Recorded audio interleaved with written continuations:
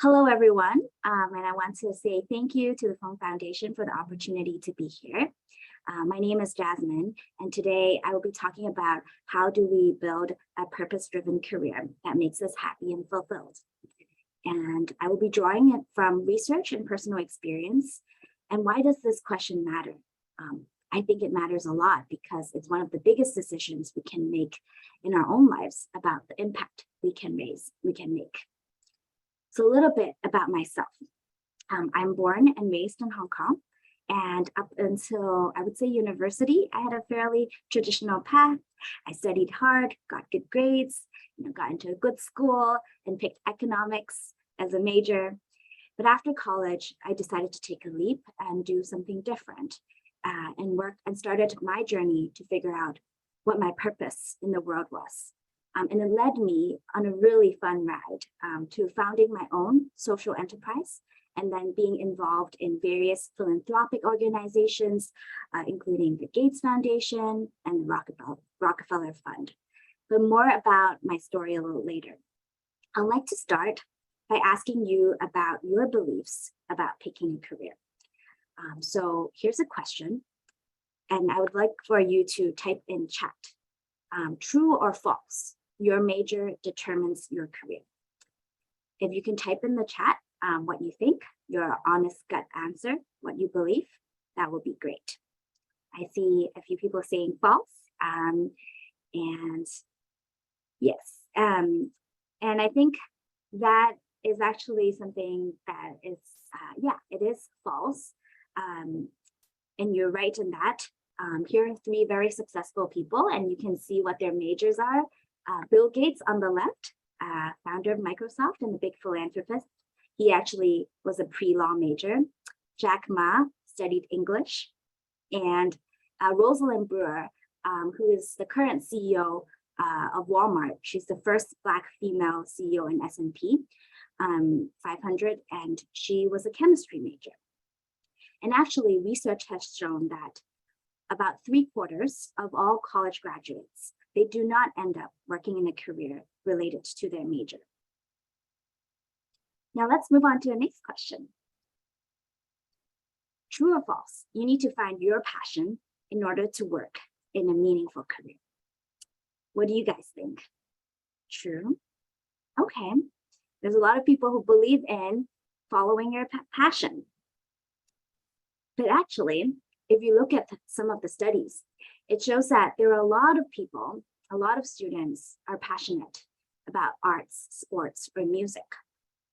But the actual number of jobs and occupations in these areas that people are passionate about are not that significant. And research has shown that for most people, passion actually comes after they try something and discover that they like it and develop mastery and become good at it, not necessarily before. So it's not actually a prerequisite that you need to have passion for something you do. You can develop passion by doing work that you find enjoyable and meaningful. It's kind of like watching Netflix. There's so many things, you don't know what show you would actually really love. And that's the beauty. If you try different things, you might find that you actually become passionate about it. And finally, let's do a third question. True or false? A high-paying job that is low stress is key to happiness. All right, I'm going to move on and show what research has proven. So research has shown that actually money does have an impact on happiness, but to a certain extent. Beyond $75,000 per year, and that's a household income. So that means for a whole household, for an individual is actually $40,000 per year. Money has much less marginal impact on your happiness. So the answer is yes, to some extent, but if you can get into a certain level of financial stability, making more money doesn't necessarily make you more happy. So if all this research has shown, these are not necessarily the most important things to a meaningful career, then what are the ingredients for a fulfilling career? There's a study done by 80,000hours.org. Really encourage you guys to look into this organization. And it reviewed over 75 different studies to show what actually makes for a fulfilling career. And it shows that there are 5 core elements. You should do work that you're good at, work that helps others, work that is engaging, that lets you enter what we call a state of flow. So it means that you feel good about what you're doing, you have freedom in your work, variety, clear tasks, feedback. 4, you want to have supportive colleagues in a good environment. And then 5, no major negatives like long hours, unfair pay, and then the work itself fits your personal life. So they've summarized it as doing something that you're good at that makes the world a better place. And this is how I also look at it. Here's how I would frame it with the Venn diagram here. Purposeful work lies in the intersection of what you are good at, what engages you, and what the world needs. And if you want more evidence on this, I suggest you to go onto 80,000hours.org, and they have a lot of really good scientifically backed studies to show that. So now that we know kind of a general sense of what is purposeful work, I'd like to share about my own personal journey of building a purpose-driven career. And I would say the most important lessons that I have learned, I would summarize it with the keyword RISE. So RISE stands for reach out, iterate, set boundaries, and empower others. And these are my lessons from my journey. And the first thing I want you to know is that I did not set out to be a social entrepreneur when I found my own organization. Back in college, I had no idea what my career would be or what my mission or purpose was. And like many people who did not know what they wanted to do after college, I applied to do more school because that's what I thought I knew I was good at. So I applied to law school and I got accepted to a JD in Hong Kong. But after talking with many people, many lawyers who didn't seem too excited about their jobs, I didn't feel like that was a good fit for me. I remembered very clearly sitting in my dorm room in college in my final semester, feeling really, really stuck and torn. And one of my friends asked me, what kind of work engages you? Like what keeps you up at night?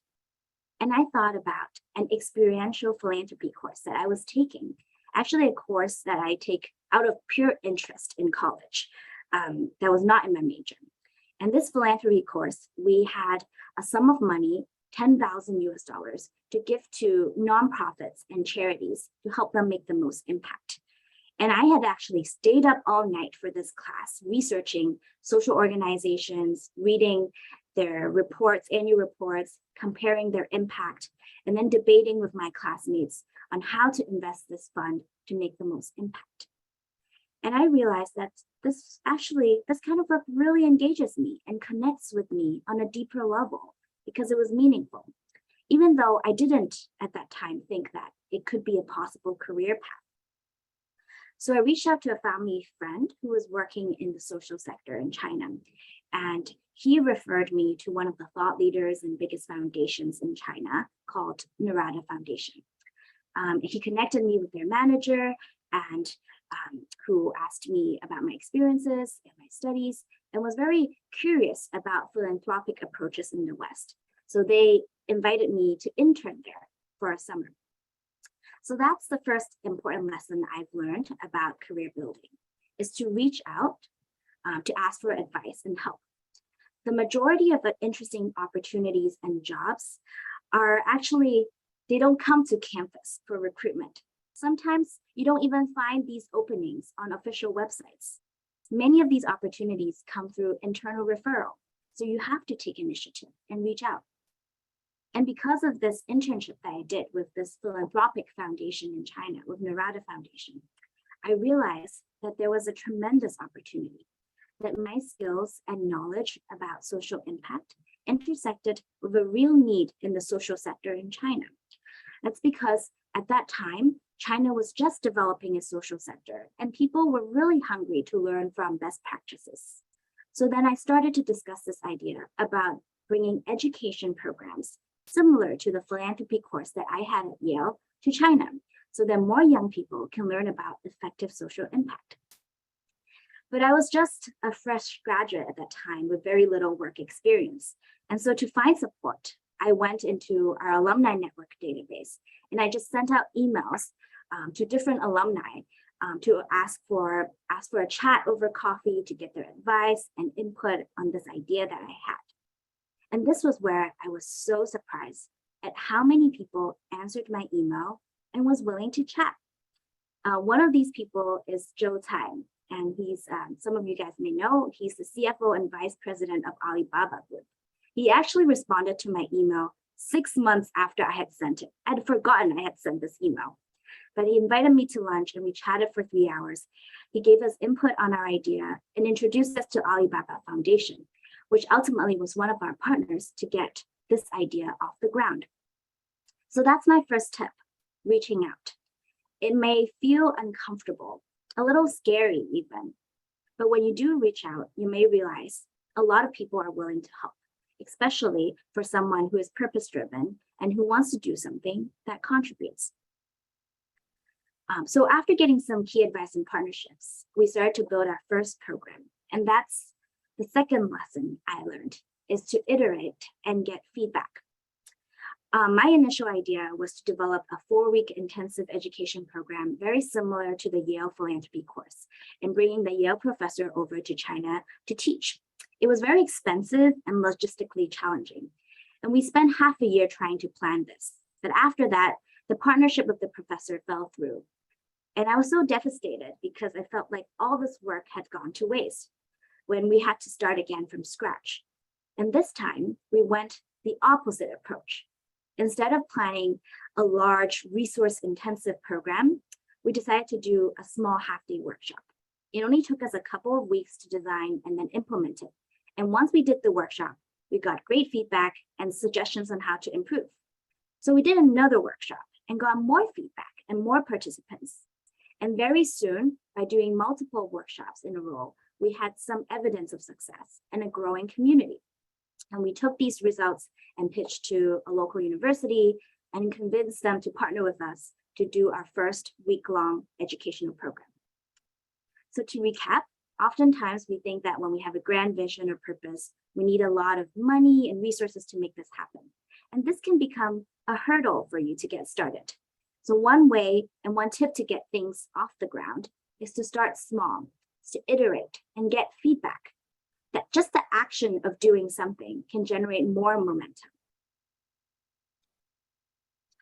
And the third lesson is probably the most painful lessons I have learned. It's about setting boundaries. So after we started our university education program on philanthropy, in a couple of years, we began to get more and more requests for partnerships, and different people would approach us to do something together.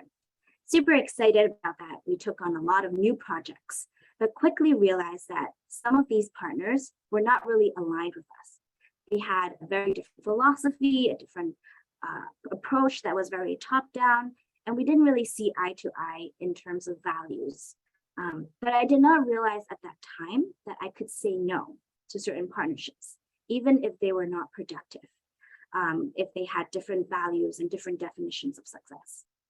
And I kept these projects, and it went on and started affecting our team morale to the extent that some of our team members felt burnt out and had to take a break. And now I've realized that when you're not setting your boundaries about what you accept and what you don't, if you don't say no to certain opportunities that don't align with your priorities, you actually put your long-term sustainability at stake. And finally, the fourth lesson I want to share is the importance of empowering others. One of the girls I have worked with for a long time is called Ocean. She was 14 years old at the time when I met her, and she was from a very small rural village. She came from a single parent family with an annual income of a few thousand Hong Kong dollars. and her family did not have money to pay for her or her sisters to go to high school. They were saving up for their son. So we gave her a scholarship to continue her schooling. And when I met her, she said she was jealous of me. Why? Not because I was more well off financially and lived in a better environment. She said it's because I had the privilege to give, the privilege to contribute to society.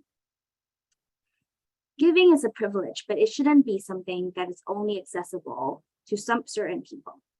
So in addition to sponsoring her ocean schooling, we worked with her to help her to create a volunteer organization to encourage rural girls to give back to their own communities. And 10 years later, Ocean is now a teacher, and her organization is the leader in providing scholarships to girls in the region. And that is the magic of empowering someone. You would create ripple effects and can continue to magnify the impact beyond yourself. So in sum, purposeful work lies in the intersection of what you're good at, what engages you, and what the world needs. It's a true privilege to be able to pursue a purpose-driven career. It's something that takes intention, but gives us many rewards in return. And I hope that this is something that we can all rise up to, because pursuing a meaningful career that makes us fulfilled and also makes the world a better place is truly one of the most important decisions that we can make in life. Thank you, everyone.